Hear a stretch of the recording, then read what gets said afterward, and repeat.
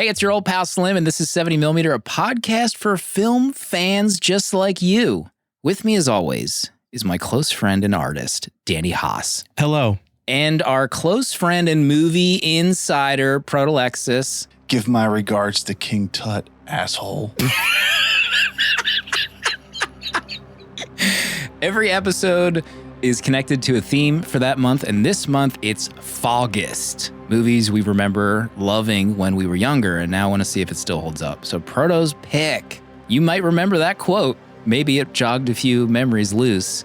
Stargate from 1994. And in Proto's own review, he wrote, quote, "You may not like it, but this is what peak 70mm pod movie selection looks like." End quote. That's right. Is he right? We'll find out.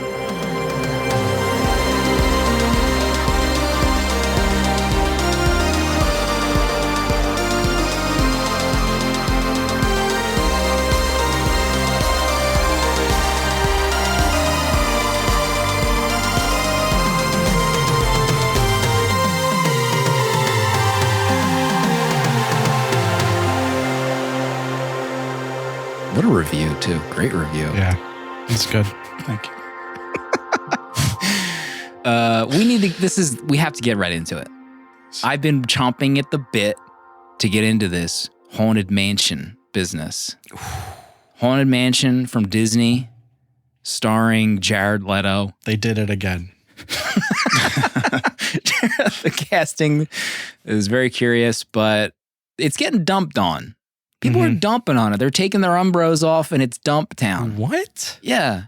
But I saw it with my family. I liked it a lot. I gave it 4 stars. You saw it, Danny. You gave it a heart. 3.5 stars. I gave it a half star less than you. Of course I liked it.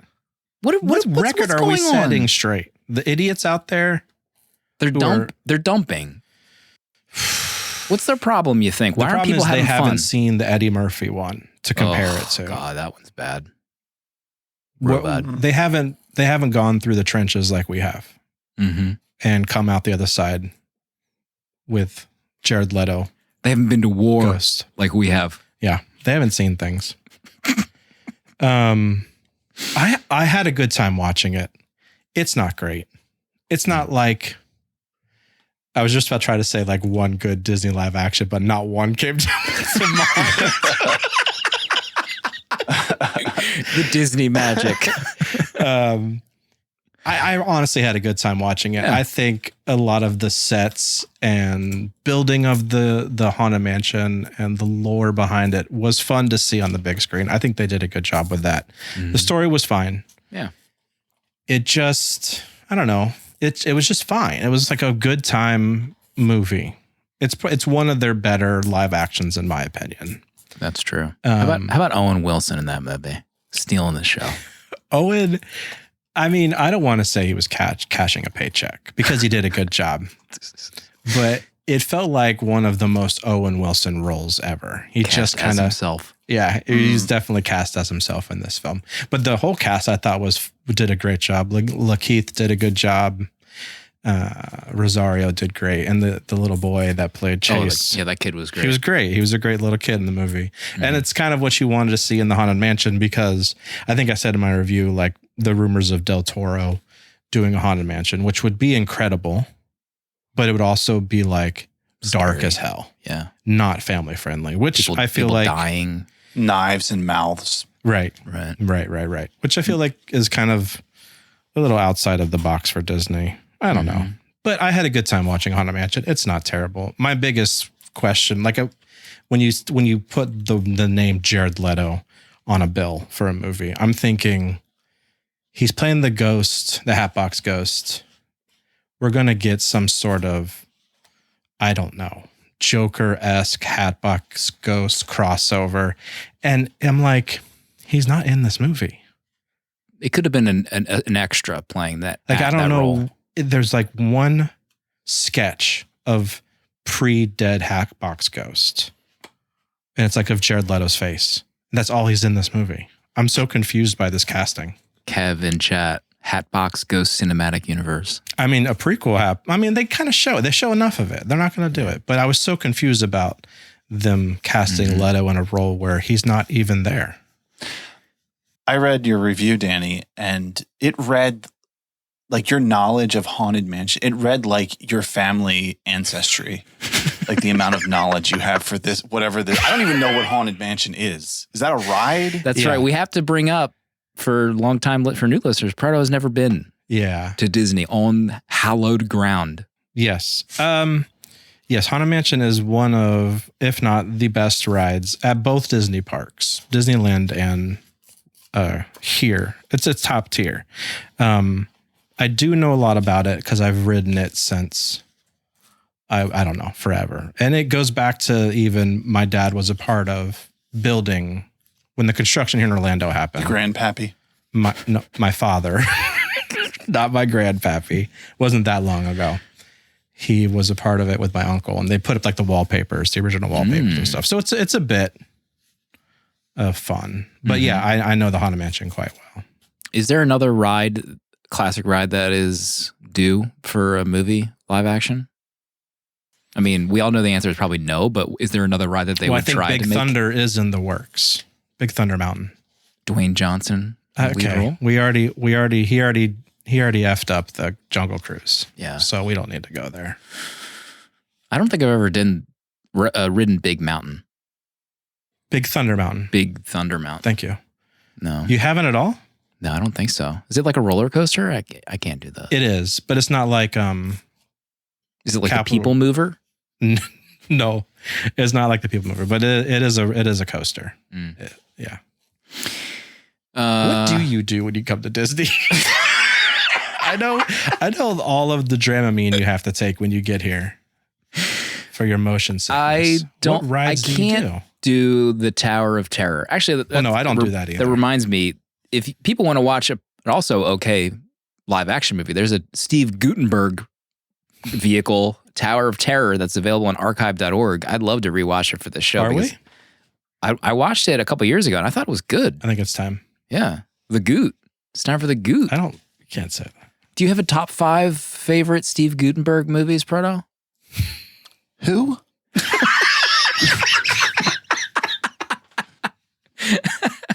But yeah, we haven't been to Disney in a handful of years, but I relax on the side when they do the Tower of Terror. I hang out with our bags in the waiting area. Mm-hmm. I'll do Star Tours.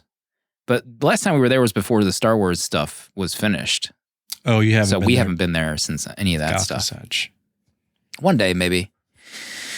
We should say hello to some new patrons. Ola and Al joined this week. They got access to the VHS Village Discord, discounts on Danny's Prince, and a multitude of watch-alongs happening. I saw a comment about some kind of Stargate SG-1 watch-along in anticipation. I don't know if it was immediately canceled after some people watched the movie.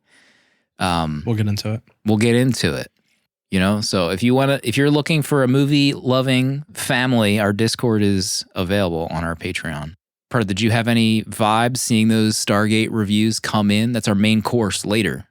I had to give you some props. Your screenshot work this week has been incredible. Thank you. Yeah, I've been saving up.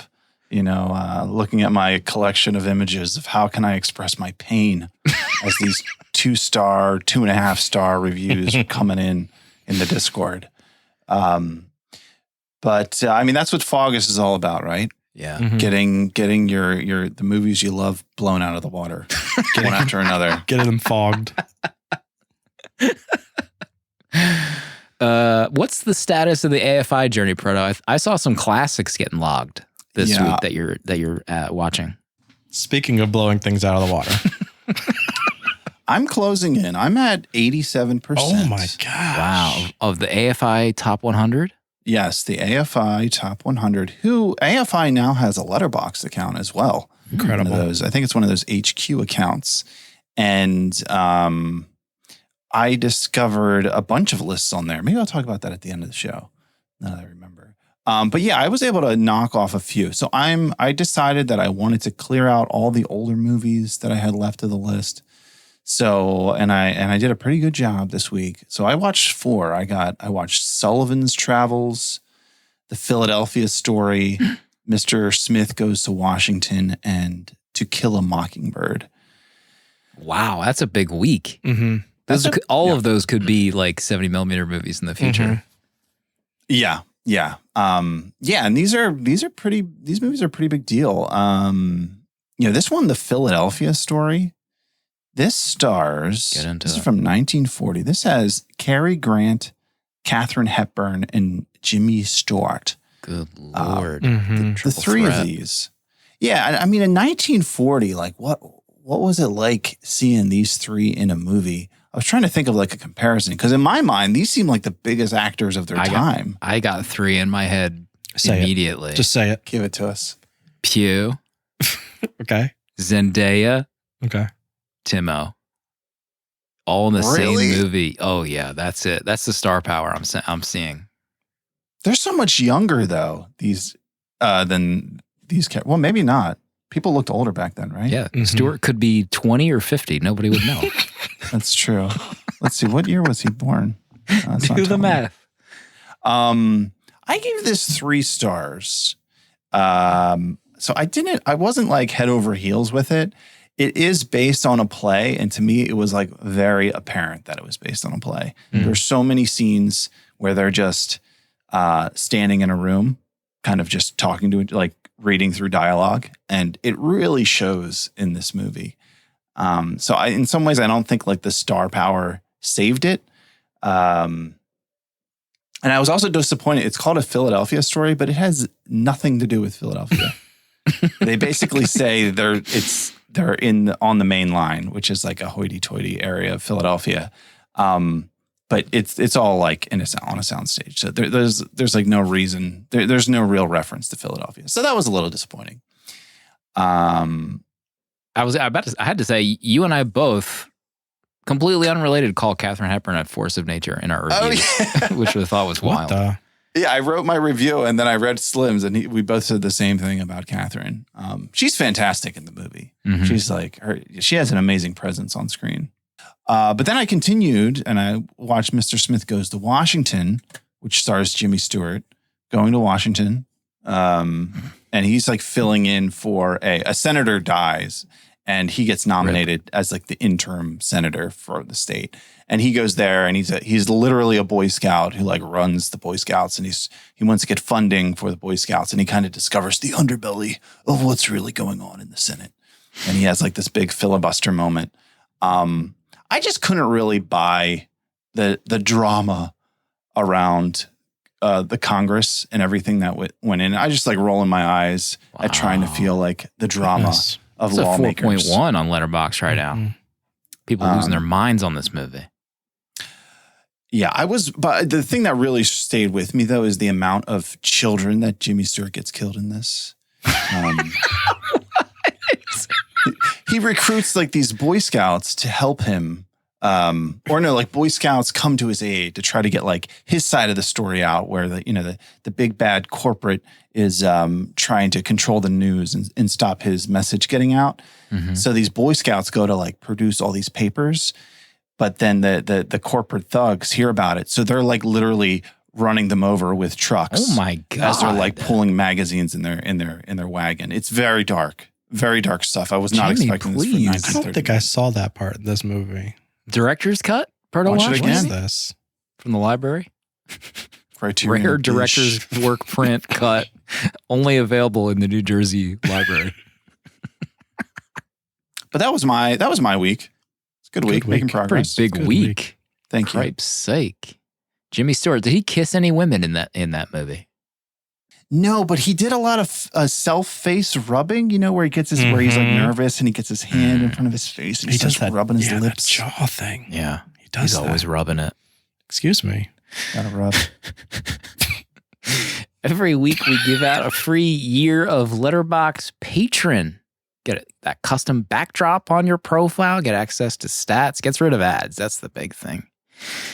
So if you want to try to win that free year, you can tag your Letterboxd reviews of the movies with 70mm Pod. So I saw a Stargate review pop in here from Mogwai Synth. Oh my. 2.5 stars, unfortunately, for Stargate. The review was Kurt Russell and that Guile ass haircut. Oh yeah. It did look like Guile from Yeah. Street Fighter. Amazing haircut. We'll get into it. Mogwai, I think if you're listening to this, maybe this, I don't know if I'll leave this in, but you're on Apple right now, so I'll hook you up in a couple months once your thing runs out. I saw the Ninja Turtles movie. Talk about it. The new one. It's really good. Had a great time. 2.5 on Letterboxd right now. Get the hell out of here. It's no Haunted Mansion, that's for sure. I had a little early access screening to this, so James and I went. Actually, yeah, I got to talk about that whole weekend. What did we see? You saw like 3 movies in one day. It was a crazy weekend. We saw Haunted Mansion together, and I had a screening for Ninja Turtles on Saturday. And the whole thing happened. Mm-hmm. And then Amanda, Friday night, she's like, I have to tell you something, and you can't be a smart ass about it. I think I want to see this Barbie movie. And I was like, what? Amanda does not listen to this podcast. I think I brought up Barbie when I saw it. I was like trying to dip my toe in the water. I was like, it was pretty good. You might like it. You know, I can't really like oversell it or else it'll be turned off for her forever. So I was like, well, we could go see Barbie after James and I come back from Ninja Turtles. So as we went as a family to see Barbie, had a great time. But the screening earlier in the day, James and I went, and he has not seen any Turtles anything. Like he doesn't watch. Ever? No, ever. Oh. I think on the way I might have played the intro for him from the the animated show that we had seen. I was like, does this music ring a bell? And he's like, oh yeah, I think I've heard that before. So we were joking in the seats because some of these like fan screenings, I'll do trivia. And I was like, he's like, what are some trivia that I could know? And I was like, all right, what's the turtle with like the blue bandana? Oh no. And he's like, deer? He's like, I don't know. I was like busting his chops. I was like, how funny would it be if they do trivia and film it and they record you not being able to name any of the simplest trivia for the turtles and it like goes viral. This like kid cannot name anything. So we had a great time. He loved it.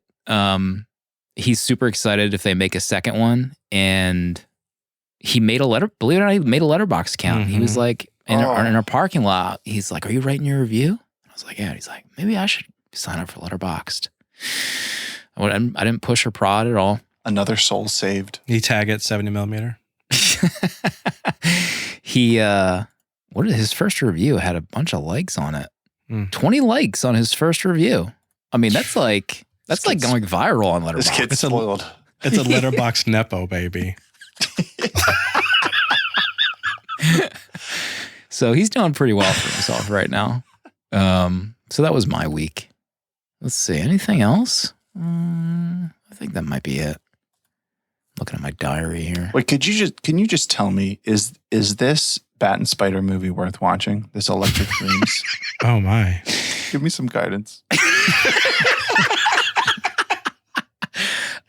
Casey's asking in chat, did Amanda like Barbie? I did try to get something out of her as carefully as I could afterward. And even then, she's like, she rebuffed. Is it buffed me or rebuffed? I can't remember. She's like, I liked it, but I need to think about it. You can't just ask me after I watch it. So I was like, all right, you take as much space as you need. She liked it, but that's as much as I've gotten out of her so far.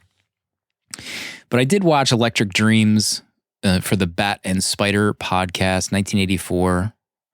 It's about, let me read this thing. The most unusual triangle in the history of love, a boy, a girl, and a computer. Oh. So it's 1984, and this guy buys this computer that eventually is like hooked up to his house. He has his lock set up to it, and it starts like making phone calls and playing music, and this neighbor thinks it's him. So the neighbor is like, oh, this guy's a musician. He's funny. But it's the computer doing this stuff. It's like a comedy drama. But it's got the same director as the OG Ninja Turtles movie. Oh, really? Frodo, I don't know. This is a I had it on in the background. I stopped paying attention after like 25 minutes. And it's okay. It depends. If you have a free couple hours that you can have it on in the background, put it on. The main thing in my review was like, he sets up a smart home in 1984. The computer tells him, I can control your lights and your appliances. Just plug them into this small black cube that plugs into the wall. And it's like, it is the $20 plugs you can get on Amazon that creates a smart home adapter for your light today. What the? And I couldn't believe my eyes how he was doing this in 1984. I don't know. It's freaky. That's all I can say. Shut up. Virginia Madsen is the gal in this movie. Oh, she was in Sideways with Paul Giamatti. Huh. I need to watch Sideways. Should we get into the first movie of August right now? Yes. Stargate. Roland Emmerich, the disaster movie king. He did it all in 1994 with Kurt Russell and James Spader. This is Proto's pick for August. What's this movie about? Daniel Jackson is an Egyptologist who believes that the pyramids were built by someone else. No one takes his theory seriously until the old lady from Titanic comes to visit him with a proposition. Arriving at a secret underground base in Colorado, Daniel is tasked with deciphering hieroglyphics that were found on a device unearthed from Giza in 1908. Daniel deciphers them, allowing the activation of the Stargate, a portal that connects to the other side of the known universe. Venturing with a team of budget special forces, Daniel goes through the portal to discover other humans. Ra is not a god, but an alien who once enslaved humanity and wouldn't mind doing it again on Earth. Can Daniel and Kurt Russell's buzz cut save the people of Abydos and Earth? Stargate. Oh my God, what a picture. What a friggin' picture. Dave Matthews in this movie. His first acting role in that budget military team. I still can't get over John Deal in this movie, Lieutenant Kowalski. If you would have told me it was Dave Matthews, would have believed you instantly. Tripping Billies all over. What's the history with this movie, Proto? I know you said it last week, but maybe folks are listening to this for the first time. So what's the backstory and why did you choose it? Yeah, I grew up on this movie. I remember watching this many times with my dad. This was one of our favorites. This is a movie, you're 30 minutes in on cable, you're watching the rest of this bad boy, always. So very fond memories watching this, and then I could come home, at any night when I was in high school, and my dad would have Stargate SG-1 on. So, I would catch episodes here and there. And same story. If Stargate's on, my dad's finishing the episode. So, Stargate was a treasure in my home growing up. I even saw my mom tonight, and she asked me what movie I was doing. I said Stargate, and she was like, "Oh, Stargate!" She had fond memories too. So it's a family affair. I thought you were gonna say you saw your mom tonight. She was watching Stargate. That'd be amazing.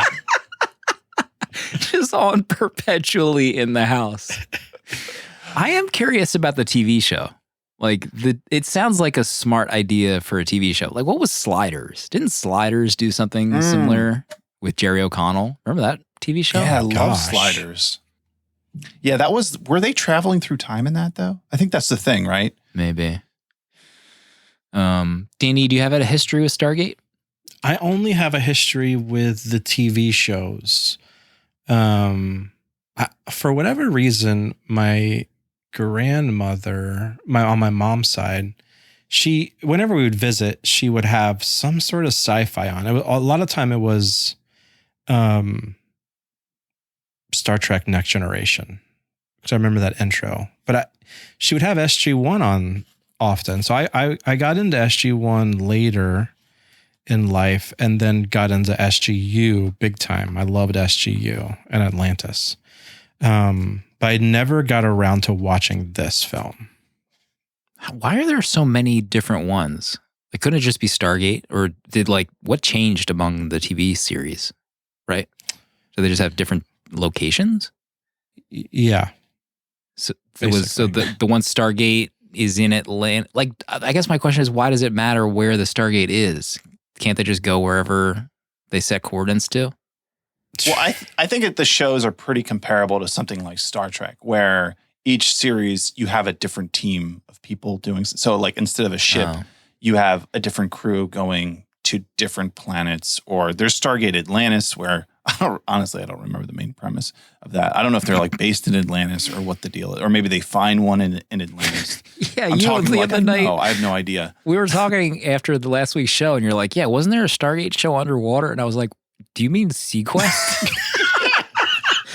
And then I think Danny's like, "No, there's actually a TV show called Stargate Atlantis." And I was like, "Oh, okay."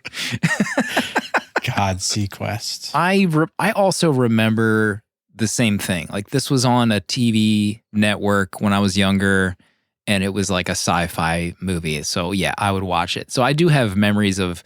I think I rewatched this maybe a couple years ago. Before that, I really only had memories of the first 30 minutes. You know, like that part of the movie, and I have like vague memories of the Egypt related stuff in the sand and whatnot. Pardo, where do you want to start off tonight? I want to start talking about the way this feels high budget and low budget at the same time. I watched there's this it's like a 25-minute documentary on the behind the scenes of Stargate, because I was curious as to how they did some of this stuff, and you know what might have been practical and what was CG at the time. And the behind the scenes is pretty cool because it looks like almost like a Entertainment Weekly, like behind the scenes. Mm-hmm. But like some of this stuff is like really incredible. Some of the stuff they made for this. And as I was thinking about it, I was trying to determine why. I think some of it looks great, but then at the same time, it looks like it was almost made for TV. I think like a good example of that is when they get to the planet Abydos and they're inside the temple there. That whole temple was built inside of a soundstage, and it's that big, and it looks pretty amazing to me. But then the action sequence they have in there, it's almost like this horror action where there's the bad guys who are attacking them. That just looked so bad in terms of like building suspense and action in that moment. So it's like this bad action sequence, but in this pretty incredible set. And I felt that way throughout this whole movie, that I was like, this is pretty impressive what they were able to build or how they made it look. But just the way it was executed didn't really satisfy or like reach the same level. Yeah. What did you guys think? I watched that documentary that you shared, the 23 minutes. And while watching the film, I thought this doesn't feel fake. It feels like really well-made sets and props. And so I was glad that you shared that there's like a really good in-depth just like documentary on the building of this, because them building these sets in Arizona kind of blew my mind. Yeah. The temples, and even the when they get to the city on whatever planet this is on, you just said the name. I couldn't believe you Abydos. Abydos. Yeah. Thank you. Even the tiers of the city that they pull through, and it's incredible. I was kind of mind blown at what they did, especially basically killing people in the desert to put this stuff together.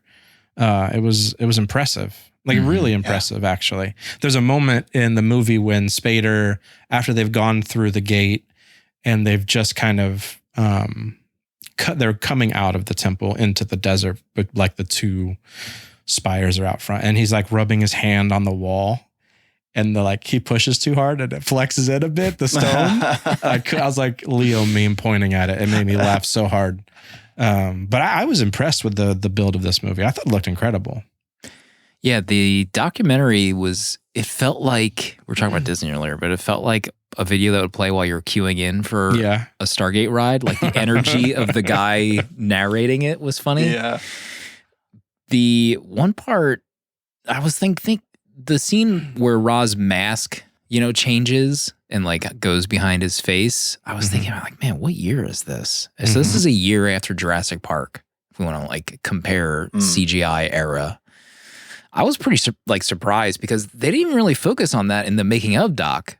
Like I probably would have wanted 25 minutes just on that scene and how they did that, because they did have like, what was the one guy with the long gray hair? I'm not sure what his title was, but he was like special effects, head of special effects and stuff. But there was one scene where they talked about the alien ship, about how it was like a miniature, and they did so much miniature work that looked great actually. But then they were like, yeah, we just couldn't get this alien pyramid to open up over the pyramid. So I told him, like, I'll just do this with CGI. Like, I'll do this, or I can't remember what he said, but he's like, I'll just do this with the computer. And he's like, just give me a photo of the pyramid and I'll just figure it out. That's crazy. It actually looked pretty good. Like for 1994 CGI, like it looks good, I think. Yeah. They pulled it off. Yeah, I agree. Yeah, I think the stuff at the pyramid looks awesome. They also mentioned there's the one shot like where, so it's the spaceship is a pyramid and it comes down and then the four sides fold into itself. And there's a shot where from inside of it and it folding down. And he says like that was a miniature that they built, the inside. And he seemed pretty proud of that because it does look pretty impressive. Like I couldn't even, like watching it, I would have never thought that it was a miniature that they did for that part. He even said too, remember when they showed the miniature of the city where they just duplicated the miniatures? And he's like, we were getting phone calls after the movie came out for people to use that set location for filming a movie. And we had to tell them it was miniatures. Yeah. Which is pretty crazy. Yeah, what a compliment if someone says that. I thought that was maybe the most dated thing was where the helmets would fold down and kind of disappear. Yeah. It was like a cool idea, but of all the effects, I felt like that was the one that looked the most dated. But it was also amazing where you see those masks, that those were like mechanical masks that they made.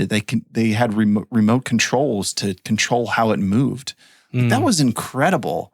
And I couldn't help but think of like the Avenger movies, how, we heard like all of their masks were just like CG, like they didn't wear any of their helmets. They were just all done after the fact. Yeah. But it's like here they're making these like incredible helmets that move. And you think like, for what? For like, how much screen time did those masks actually have? But they also end up being probably one of the most iconic images, I think, of the movie. There was a screenshot that I dropped of like the alien planes, like the alien TIE fighters. So like, I don't know if it's on everyone's version, but the strings are so obvious on those, and the like obelisk things. Like you can see just the clearest strings. I couldn't believe it was so visible. I don't know if like back then, like, no one's going to see this in theaters. Wait until HD comes out, I guess, and then you're like kind of screwed. 480p, they'll never notice.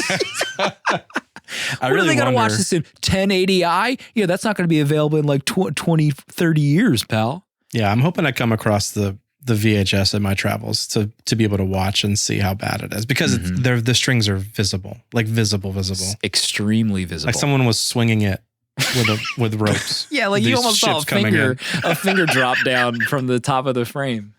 Incredible stuff. He has, I'm looking at Roland Emmerich's filmography. Right before this, he had done Universal Soldier, which I actually forgot that he had done with Jean-Claude and Dolph. I have this reviewed. I gave it 1 star. My God. Jeez, Slim. My review from 20,000. Chill out. And 18. Total dog S. My gosh. It's a different time, 2018. So then Stargate and then Independence Day. Yeah. So taking all of his learnings and his team and special effects and putting it to good use in Independence Day. I feel like even the Independence Day ships, like the aliens, TIE fighters, they look still like the Scarab belt thing that he made the ships in this movie. Yeah. Remember the explosion of the White House? Remember I was talking about the miniature in our episode years ago? Incredible stuff. And then he does Godzilla, which I feel like has been tossed around as a potential episode at some point.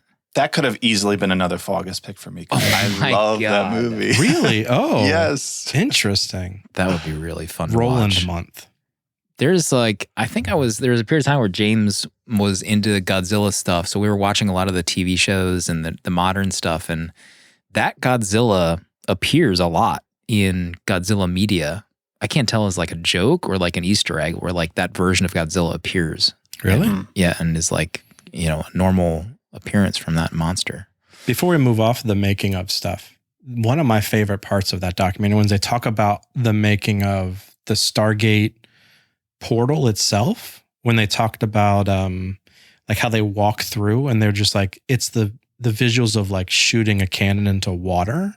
And that was how the portal looked. And then once they said that, I was like, oh, it's all water. Like I'm looking at this thing. It's like genius idea to do this because it looks incredible. I thought that looked incredible on the screen when they go through and it's like the swirling on the backside of it. It looked really good. Yeah. So I like, my favorite parts of this movie are those first 30 minutes where like you get James Spader is like about to be homeless and this woman who works for the Air Force or something recruits him. She's always grinning. She's grinning in way every too much scene. grinning. I would have toned the grinning down maybe by 30 to 40%. And then you get the backstory. I remember I wrote this down, Kurt Russell's backstory of like his son that was playing with one of his guns and died. Yeah. So harsh, but then also like any other movie I feel like wouldn't have added such a backstory. You just would have a hardened military veteran who's doing the dirty work of his bosses, right? Like I feel like that kind of weird, dark backstory is kind of rare that they threw in there. Yeah, it was so in your face too. I think maybe the more surprising thing though is that they continued to follow through with it the whole movie, where he has the interaction with the kids and they have guns. Of course, he like introduces them to cigarettes, but that's something else. He's like, you can't have a gun, but here, let's light up. Smoke up, Johnny. Also recruiting him. I mean, the end of the movie where they're all like saluting Kurt Russell. Oh my God. I think I said something similar at the end of Independence Day. Didn't I say that it was like jingoism where you're like ready and rah-rah to sign up for the military? Like, oh yeah. All these Egyptians are now signing up for the U.S. military thanks to Kurt Russell. It's like the most subliminal ad for immigrants to join the military. So all of that to say, like the setup and then like having this Stargate, remember like he figures things out and then they're like, oh, should we tell him? Should we tell him we actually have the Stargate? I love all that stuff. Like the fact that it's eventually revealed that this alien had come to Earth and was enslaving people and they revolted. And then like some of them came over to this other planet to mine the alien mineral. Like that is super cool. Like that entire plot is so smart. And I love that the alien took over like the body of the young boy and is running things. So like that stuff is super cool. I thought that was all like really well done. Yeah, the whole setup for this movie I think is really well done. The instant we have to deal with, I don't know, the four of them meeting the tribes or the whatever you want to call this group of people. It just kind of feel like the brakes kind of hit on this film because it was humming quite well once we get over to whatever the planet's name is again. And I found that like very strange. Like it kind of bummed me out because I was really in a good spot story-wise coming into it. But yeah, it was just interesting. Yeah, I think the best part of this is the concept. Because I think even thinking about the movie is better than maybe watching it. Because just thinking of the possibilities. Foggist is already coming in on this one. But you can see why it was turned into a very successful television series. You almost think that like they thought like, hey, I got this idea for a television series. Let's create a movie that's an ad for it. Because you just have like countless episodes that you can do of going through this portal to different worlds. So it's great in that regard. And I thought also, I think one of the reasons it feels so familiar or like so good is because it feels like a Spielberg template. And you like I was reading some reviews and you see this of how like this just feels like completely ripped from like Raiders of the Lost Ark of like the way this dig site is set up, the trailing camera, even comparing it to like Jurassic Park too, of that scene of going to the dig site. It feels very much like something Steven Spielberg would do. I do love the idea that this girl just runs into this campsite and she grabs this priceless golden necklace off a table that would like, how much would this necklace be that they just dug up out of the ground? It's on this table and she just goes and snatches it as if she's like the Queen of England. I'm just going to take this. I love that. I guess it's not, it is a negative a bit, but I think because of how much Stargate TV I watched, this felt like a giant TV episode and not a 2-hour movie. Lost pilot. Yeah, it felt more TV for me than it did movie. And I think it's because the graphics in the more current TV shows was just as good, if not better, than this full movie. Right. So it really just felt like a long TV show. Dave posted a photo of the one character. Oh my gosh. From the local Egyptians who joins forces, puts on the military fatigues. This gets obliterated. Just destroyed. Absolutely destroyed. Oh my God. If you just ran with them, you would have been fine. My God. Let me see. So yeah, I agree. Like as soon as they go through the Stargate itself, it's almost like a wet fart. Like that portion of the movie, I lose like interest. I'm zoning out. Like I zoned out a lot when they're going through the kind of like language barriers, the raw stuff. It's just kind of just doesn't keep that excitement level at all that you felt in the first 30 or so minutes. Is it James Spader's fault? Well, you know what is also in my notes is when they realized that he kind of just kept the details to himself that, yeah, I can get us back if I find anything written word on the planet that could signify what the symbols mean and relate to. Like, how did they not just beat the S out of him in that moment? Right? He's such a weasel for kind of like keeping that from them. You're going across the galaxy, my guy. Please. I will say that map was pretty sick, where they were tracking them across that map. Oh, yeah. Yeah. Against the known like galaxy. That was cool. Across the universe. Mm-hmm. What else, Proto? I think there's a lot of moments in the movie where, as they happen, there are scenes that like aren't memorable, because they just like aren't inspired enough. I guess a good example of that is where they travel through the actual Stargate, and it does like this like space travel scene. I mean, it looks like it was made on like a $5 budget.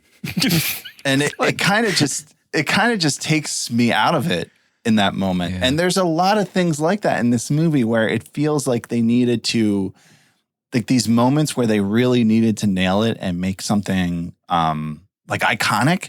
It just completely drops the ball and like misses the mark entirely. And I think that's like why this movie doesn't have as much like love, or like when you watch it now, like it doesn't resonate because it doesn't have that like that added factor that it needs in those scenes. I mean, any of like the combat sequences, there's just like nothing. It's kind of like a dud in those moments. So, and there's a lot of that in the second half of this. So it doesn't grab you like you guys are saying. It just is kind of there. I think in the third act, when we have the final fight between Ra and his like 5 people he brought to fight the army, I think if that was better, this movie could have like stuck the landing a little bit better, even if the middle bit was as boring and dull, but it really doesn't. It's such a boring ending fight with like 2 TIE fighters, and it was just weird. It was odd. And even the villain himself, the possessed kid alien body, he wasn't very menacing. I would have rather have seen the alien walking around than this kid. I mean, the alien puppet looked incredible with the teeth, and I thought that thing looked great. But you mean Ra's army of toddlers and tweens wasn't Okay, there was a lot. Inspiring fear in you. They need to button up those pants, man. Golly. Yeah, it really was weird. Like, I really wish the ending was better than what we got, because I could have, forgiven the middle bit a little bit more. Yeah, I liked in the making of how they admitted that they tested a version of that alien ship exploding without showing the alien, and people didn't like it, so they added in that alien burning alive. It looked awesome. It was like the coolest scene of the movie. Have we considered burning alive the alien at the end of this movie? What if we add that? Yeah, okay, let's do it. How about French Stewart in this movie as like this hard as nails soldier? One of the strangest castings in movie history. He reminded me of Gomer Pyle. Do you remember Gomer Pyle? Yeah. I didn't get the special forces team. This team, here you are, you're landing on an alien planet that you've never been.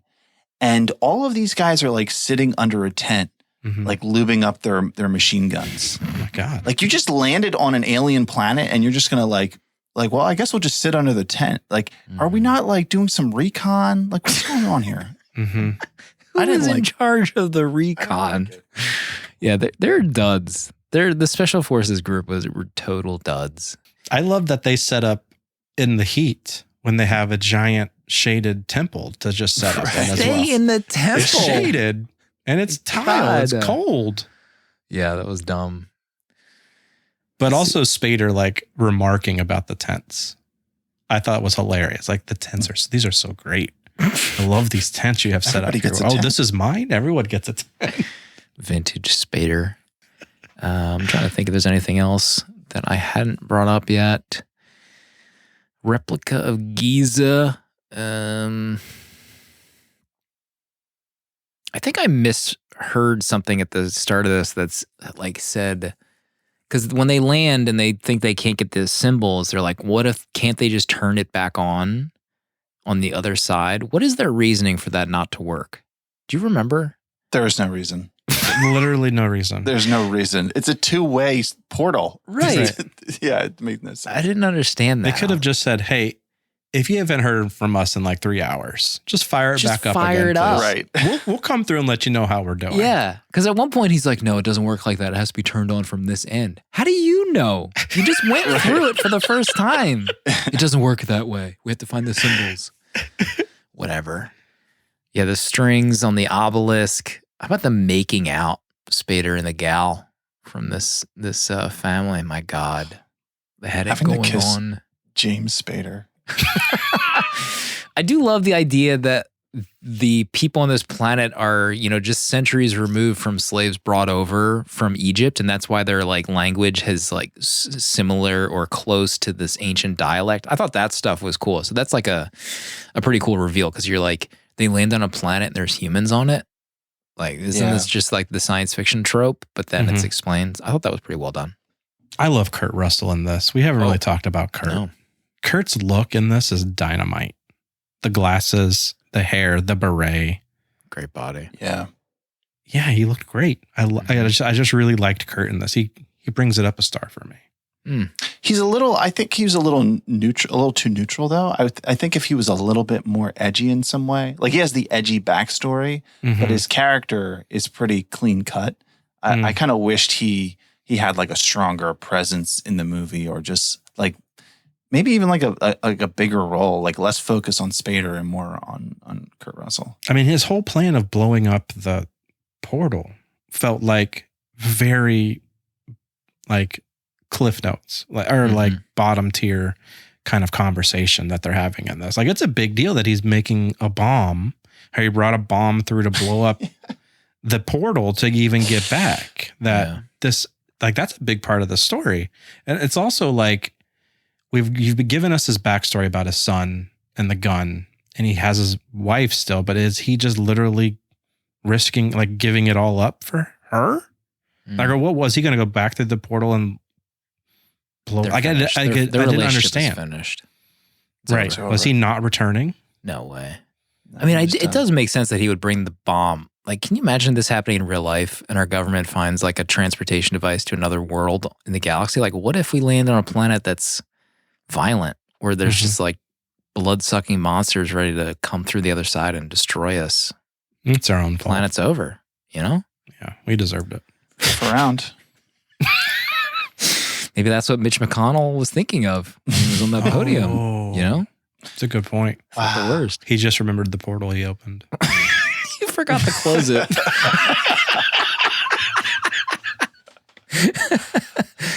I think that's all of mine. I was zoning out so hard towards the end. I mean, the beginning, that's the one thing I was going to say. Kurt in that suit and the cigarette and kind of just like emoting in so many scenes to his superior, like that stuff is sexual, those scenes.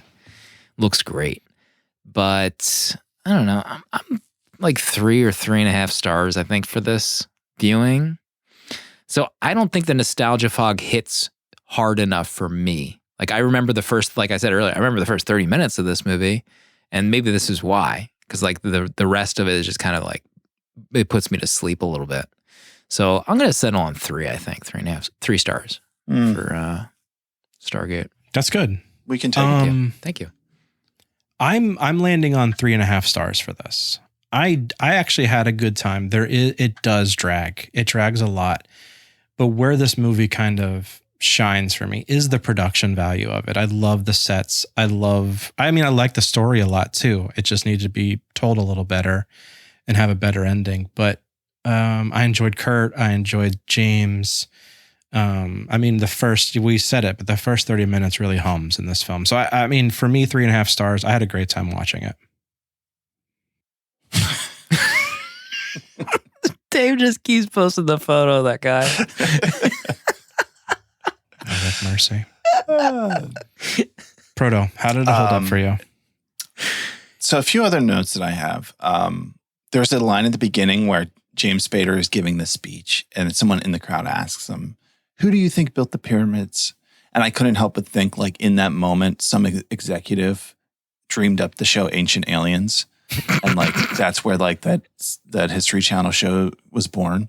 Oh, what if we didn't make the pyramids? There's 6 seasons of Ancient Aliens. Have they really even settled it? Nobody knows who built the pyramids. It's not settled. Not possible. Humans didn't make that. Something not of this earth. No. The tools necessary. I love those guys who come to see Kurt Russell at the beginning and tell him, "We're here to inform you have been reactivated." Just even the dialogue in there felt so made up. The general's voice in the underground bunker, it was just like so deep and gravelly. At the one, Spader's like, "What device?" He's like, "Show him the device." And then what they're doing, when they open the portal and they're going to send in the probe, he's like over the intercom, "Send in the probe." Somebody get this guy a cough drop or something. Lozenge. The camel buffalo thing was a great practical effect. Disgusting. I was surprised to see that, actually. I thought for sure there's a scene where it's dragging Spader across the sand. And that if that was a human, you would be dead. The amount of air he got and landing on sand like that, every bone in his body's broken. The movie's over. Not James. The scene where the aliens arrive and start killing them in the temple, the amount of sounds of guns cocking. Oh my God. The stock sound effect of guns cocking they used in that one. Terrible. That was like the same. I feel like they used that in the Star Wars Dark Forces game because that sound is like imprinted in my memory from that game. It's got to be a free. There's no license on that sound effect. They just go right to it. That's pretty much it for me. I think I was for this viewing in my nostalgia, remembering this movie. I would have hoped that this would have been a 4-star movie for me, and that I would have had a great time and it held up like another classic, science fiction movie of the time. But I'm at 3 stars as well for this. I think I like it a lot because of the memories I have with it, but I love the concept. And that's the thing. I think I love the concept more than the execution. So I'm at 3 stars for Stargate. Three bang.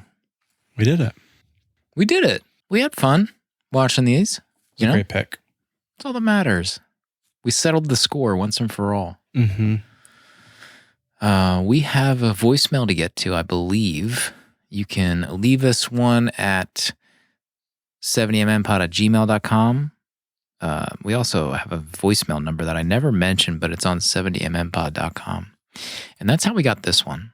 So let me pull up our machine here and fire it up. Hey, 70mm pod, first time caller, Sam from Las Vegas. It's currently 112 degrees outside on the surface of the sun over here. But I wanted to call in because, like most of America, I am subject to Barbenheimer this past weekend, and Barbie is the next episode. And I gotta say, it may be hot here in Las Vegas, but not like my fury and rage for losing the vote to make Barbie the next episode instead of Oppenheimer, because I just saw Oppenheimer. It's been fresh in my mind. But talking about Barbie, I loved it. It was great. It was everything I needed it to be. It was the exact summer comedy love fest that I needed, and Ryan Gosling was absolutely amazing. He stole the show for me. Currently, when I'm playing Call of Duty, I do put on I'm Just Ken in the background so I can really get my Kenergy going. I just want to let you guys know. Love the podcast. You're Ken.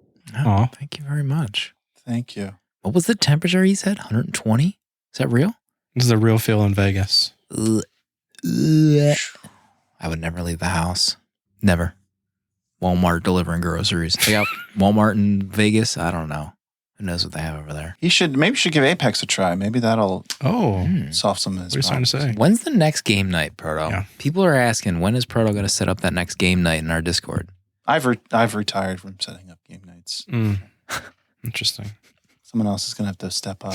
Have you ever set up a game night? No, he hasn't. No one knows. All right, next week is my pick for August. Talk to us.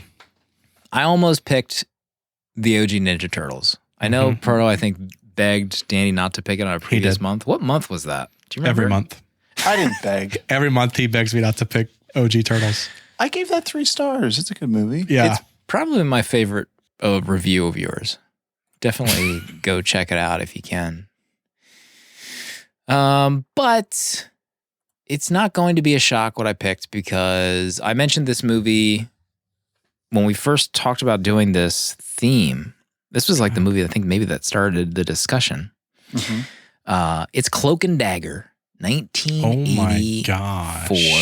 It's a rental. It's going to be a rental, but Vinegar Syndrome just put out a 4K of it. I got it in the mail. I ordered it. Ooh. I thought I was being a sneaky Pete. So Vinegar Syndrome has like this nice kind of like thick, expensive box set. And then they have like a slipcase version that's like $30. And then I saw on Amazon, they had what looked like the nice box set for $30. I was like, oh, look at me. I'm so smart. I'm going to buy it from Amazon. It ended up being the same slipcover on Amazon. So I could have just bought it directly from Vinegar Syndrome.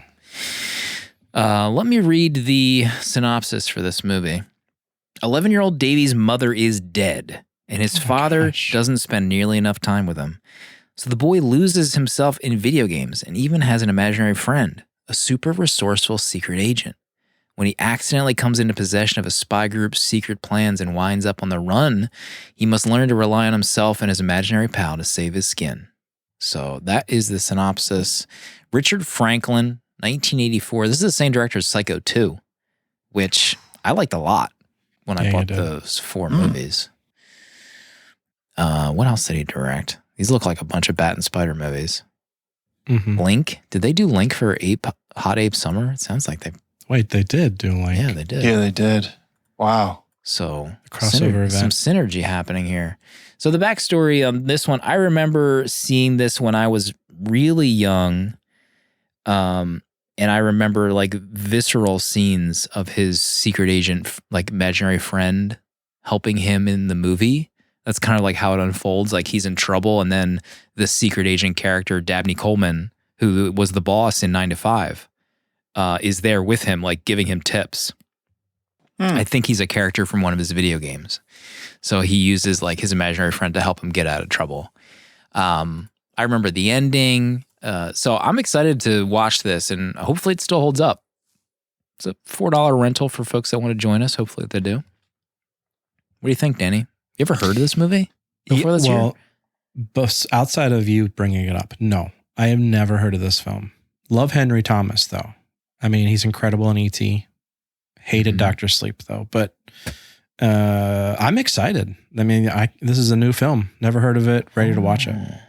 Oh. So I got the 4K from Amazon. I think you can get a Blu-ray is the rental, but Berto, what about you?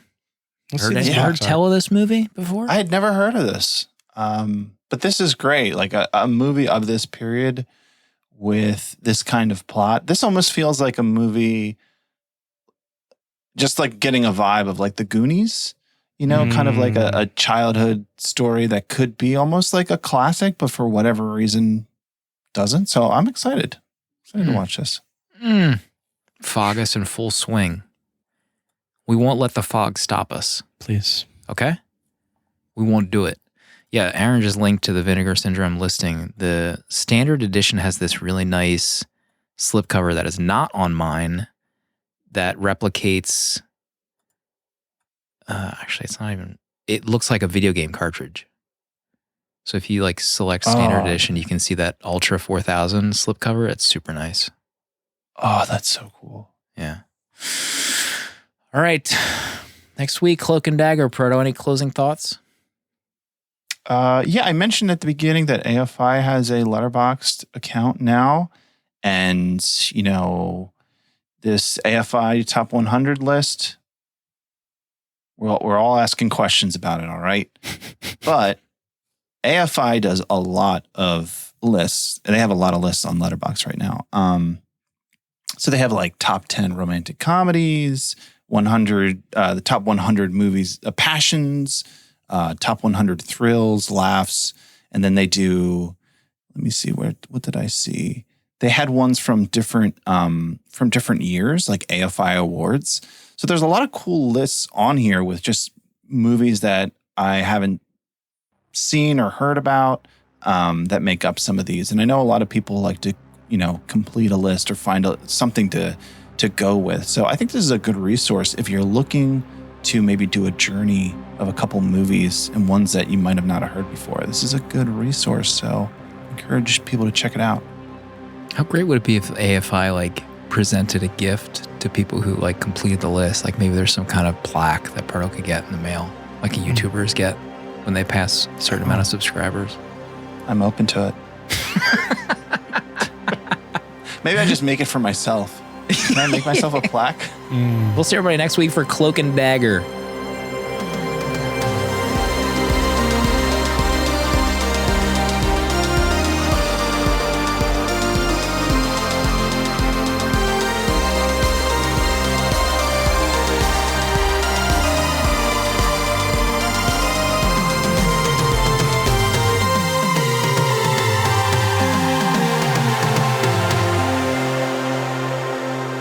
$70mm is a tape deck production featuring original artwork provided by Danny Haas.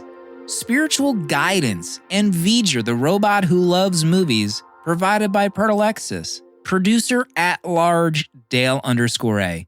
Transcripts provided by Sophie Shin and music composed by Cinematric. Prints and other merch are available on 70mmpod.com. This episode was mixed, edited, and produced by me, Slim.